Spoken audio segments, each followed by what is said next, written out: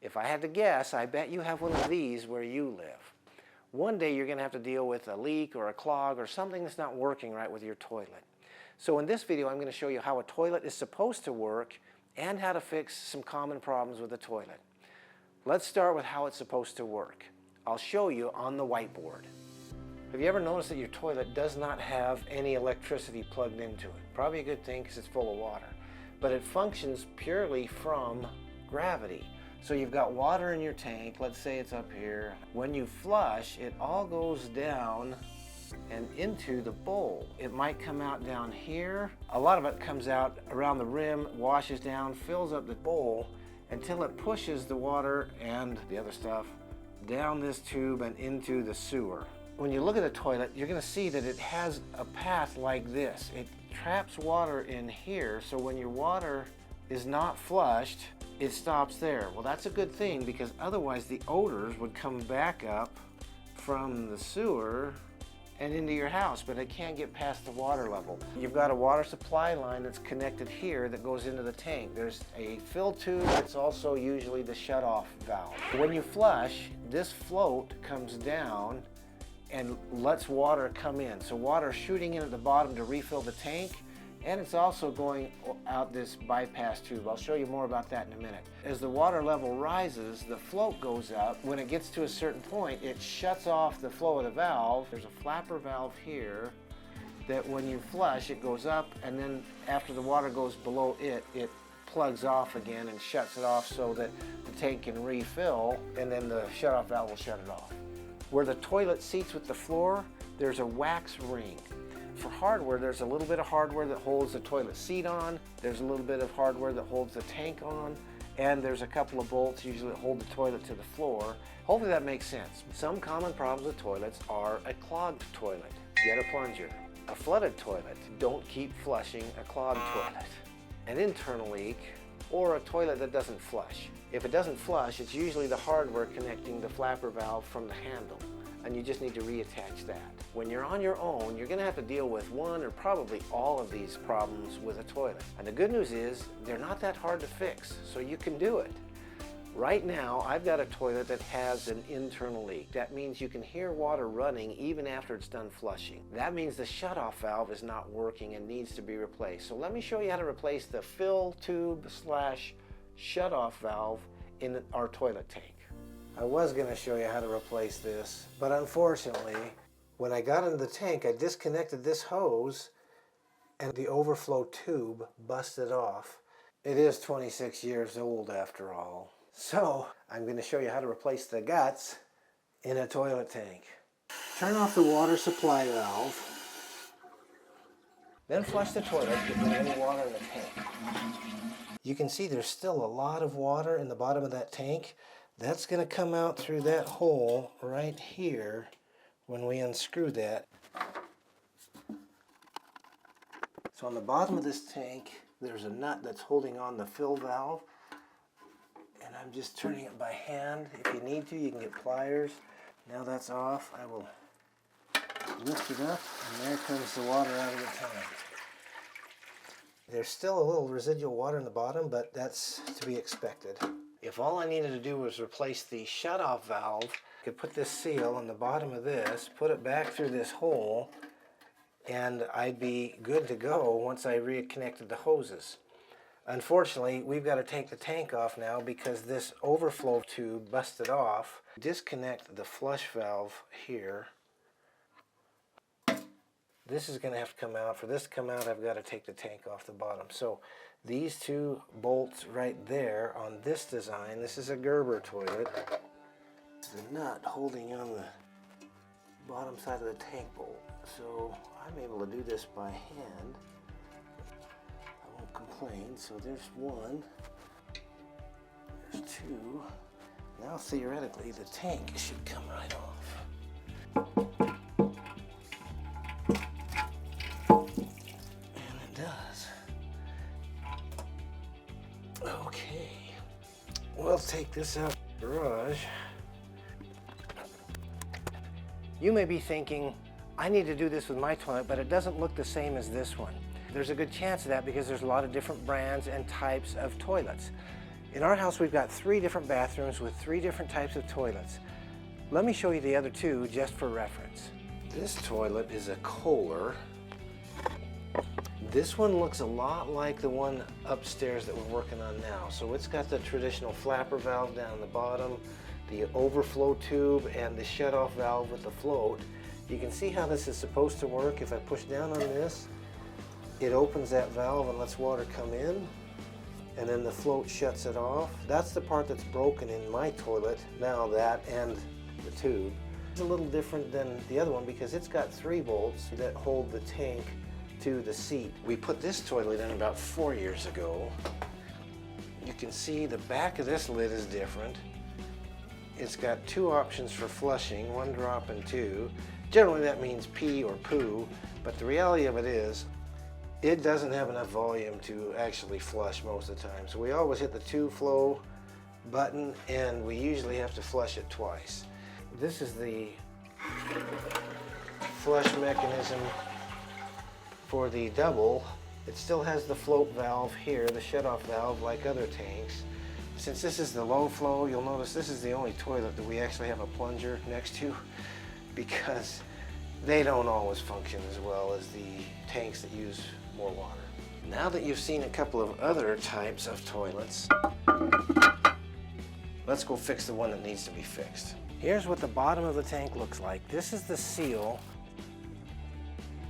We need to take that off to get to this, because this is the backside of the flapper valve assembly. Well, I'm not finding my big pipe wrench. I don't think this one's going to get nearly big enough, not even close. My largest slip joints, I might do it. Okay, let's try that. Only we want it this way when we're unscrewing. Okay, good thing. My channel locks are big enough. Sprained my thumb on a camp out last weekend, but it's getting better. Okay, now with that off, I can pull this assembly out. If hardware store's open for about an hour, I'm going to hurry and go see if I can get one. Ooh, wasn't that lovely? Went to the hardware store. This was the best I could find. Notice how much higher from the seat of the tank this one is than that one. So this leaves that much water sitting in the bottom of the tank all the time. This one will be lower, which means it'll flush more, but I can lower the level of the float valve so that it doesn't accumulate as much in the tank. My biggest concern was finding the gasket. This is the one that came off. Everything I had here was smaller than the one that came on there. I did find this one that seems to be as big and as thick. If you're doing this yourself, and this is the first time you've done something like this, this might seem intimidating to you. But hang in there, because you can do it. So this will go here. Actually, it'll go there after we put this on. We'll go ahead and install those while I've got the tank out here in the garage. And they're easy to put on. You got to make sure there's a seal here and a gasket, otherwise it'll leak through there. So when I put this through the hole, I want to position it so that the overfill tube is where I want it in here, which is about right there, maybe a little bit to the back. After I've positioned it where I want to, I just take the connecting nut, thread it on, and then snug it down gently. I've set this in place in the tank, and that overfill tube is too tall. You can see where it is relative to the water line. Here's the top of the tank. It's got to be at least an inch below that, but the water line's been down here. I can probably take a couple inches off of this tube. You don't want to cut it too short. You can always cut it more if you need to, but you can't uncut it once you've cut it. We'll take this back out.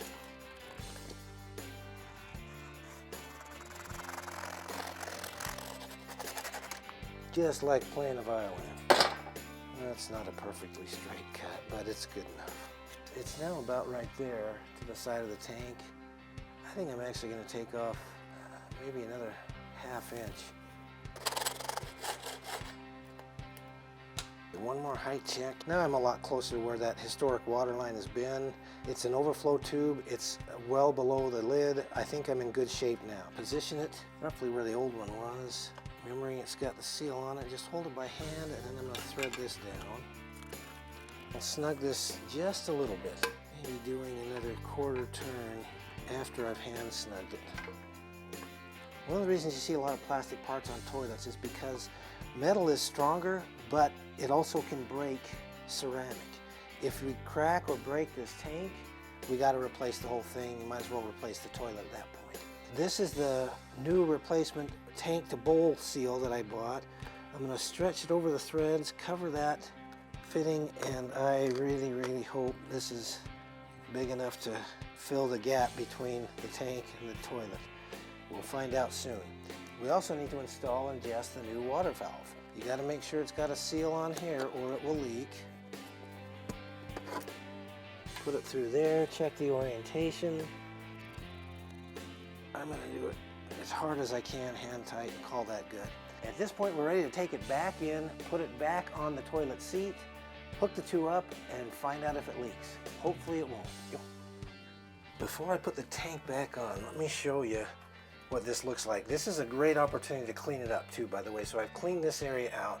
The tank will sit on top of this. That one gasket will seal here. If it doesn't seal here, water will pool in here and leak out these bolt holes. So I've got these little rubber grommets for this model.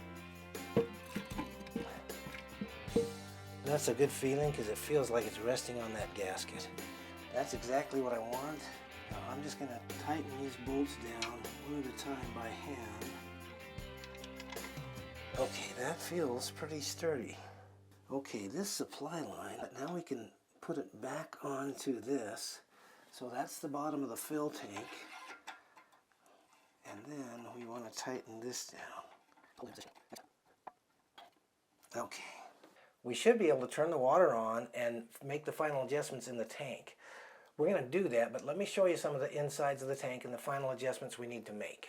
When you flush a toilet, you pull up on this and all the water goes through that big diameter hole and into the bowl. That fills it up and that's what flushes the toilet. When that closes, the water continues to fill. You'll notice around the side of the bowl, little places where water is still trickling out. That's from this overflow bypass here that squirts down here. They provided this piece of hose. I need to cut it to length. I need to push that on. This cap will go here, and then we'll put the hose on the tip of that, and that's what just holds it in position to squirt down that tube. Cut that hose, attach it. I probably could have even cut a little shorter, but that should still be okay because it's below the lid level. We also need to attach the chain from the flapper valve that when you flush the toilet, it pulls up on that, lets the water go down. If we have excess chain, then there's a chance that it gets caught in between like that, and then you have to come jiggle the handle because the water will run. I want it long enough, but no longer than it needs to be to flush the toilet. So I'm going to adjust where this hook is on the chain and then hook it up to the handle for the flush knob. I don't have enough chain that it can get caught under there, but it will lift it up when I flush the toilet. There's one other adjustment that we could do or might need to do, and that is where the shutoff is for the float valve. We can test that where it is now and adjust it if we need to after. Eyeballing it, it looks like it's in pretty good shape. I'm going to reach down and turn the water on. Here we go.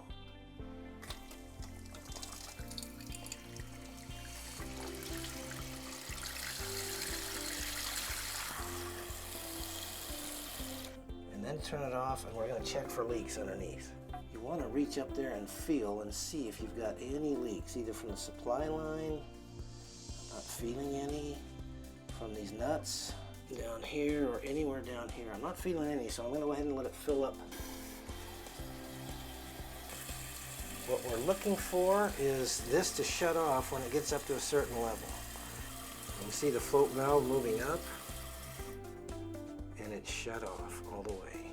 That's a good thing. Hopefully we're good. Should we do a test flush? There it goes down there.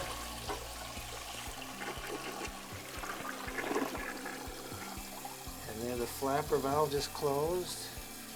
Now it's still squirting water down the overflow tube, and that's why you can see water running around the edges of the bowl because it still comes through a little bit. See, if I stick my finger under there, you can see the water coming out because that's coming by the bypass and going down the overfill tube. Looks like it works. That's a good feeling. We're going to do one more test flush. We're going to watch once more for leaks. Then we'll just keep an eye out for the next day or two and make sure we don't get any leaks that come a little bit after the fact. Now we can put the tank cover back on. Remember, you're never done until you've cleaned up. So make sure you go clean everything up and put it back the way it's supposed to be. Then you're done. And doesn't it feel good when you are? If you've got questions you would ask your dad, but you can't because he's not there, then put them in the comments or email me at dad@mystepdad.org. This channel is specifically for young men growing up without a dad. That's how I grew up. If you are growing up and your dad's not in your daily life, then I hope you'll subscribe to the channel. If you want to see a video on how to change a toilet seat, then watch this video right here. Remember, you've got a dad that loves you, and I'll see you on this video.